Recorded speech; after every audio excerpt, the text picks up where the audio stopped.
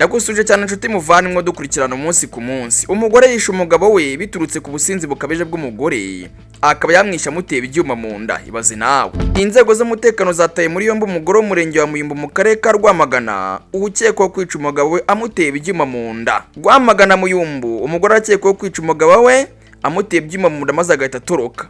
Abatanze amakuru bavuga yuko uru rugo rwabo rwabanaga mu makimbirane ashingiye ku businzi ahanini bw'umugore. Uyu mugore ngo akimara gukora aya mahano byagenze bite? Uyu mugore akimara gukora aya mahano ngo yasazinga ibitenge akuramo inshingamano nizo bita ntunshingeho, arangije arirukanka aratibika aracika. Kugeza ubu ngubu uyu mugore akaba ari guhigwa bukware nyuma yo kwisiga amaraso y'ubashakanye. Inzego zibishinzwe zirimo RIB ndetse na polisi bakaba barimo kumuhigisha uruhino. Ngaye nguko rero reka dukomeze n'amakuru yacu. Hari umugabo ukurikiranwa gukubita umugore ingume n'umwuko maze agahita apfa. Wumve ukuntu rwose abantu ba kino gihe bamaje kurangira pe. Mu karere ka Gisagara mu murenge wa Save haravugwa inkuru ibabaje y'umugabo ukiri muto y'imyaka 21 ukekwaho kwambura ubuzima umugore babanaga w'imyaka 20. Ibingi byabaye mu ijoro rya tariki 22 Mutarama 2026 bibera mu mudugudu wa Kadurumba akagari ka Munazi, aho rwose amakimbirane mu rugo yandutse amahana akomeye. Mwibazwa ry'uyu mugabo yavuze ngo iki? Mwibazwa ry'uyu mugabo yavuze ko nyakwigendera yamukubise ingumi mu gahanga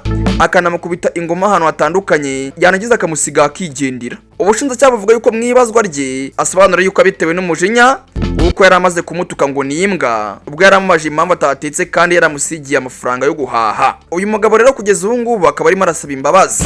Abaturage bahise bahurura basanga umugore yamaze kwitaba Imana, bituma hatangira iperereza ryimbitse. Ubuyobozi kandi inzego z'ubutabera zemeza ko dosiye ikomeje gukurikiranwa kandi ko nimba icyaha cyemejwe n'urukiko amategeko ateganya ibihano bikomeye ku byaha by'ubwicanyi pe. Uyu mugabo rero aramutse ahamijwe n'icyaha cy'ubwicanyi yanishwe igihano cy'igifungo cya burundu nk'uko giteganywa n'ingingo y'107 y'itegeko kanimero 68 rya 2018 ryo kuri tariki ya 30 z'ukwa 2018 riteganya ibyaha n'ibihano muri rusange. Icyaro nekiza kuza kumuhama ari buze kuza gufungwa ry'impungure nk'abandi. Ibi kandi biributsa buri wese akamaro ko gukemura amakimbirane mu mahoro no gushaka ubufasha mu gihe habaye umwuka mubi mu miryango, aho kwihutira gukoresha imbaraga zigira ingaruka zidasubirwaho. Iyi nkuru si igisomo rikomeye imiryango y'abashakanye, ayo impaka zishobora kubaho ariko zikaba zigomba gukemurwa mu biganiro ndetse n'ubwumvikane, kuko umujinya w'akanya gato ushobora gusenya ubuzima bw'abantu benshi burundu. Ngaye nguko rero izo nizo nkuru z'uyu munsi twari tubafitiye. Nkora subscribe nimba rugamba ryiza kuri iyi chaîne. Ngende cyari Obi na ngini Obi Time News.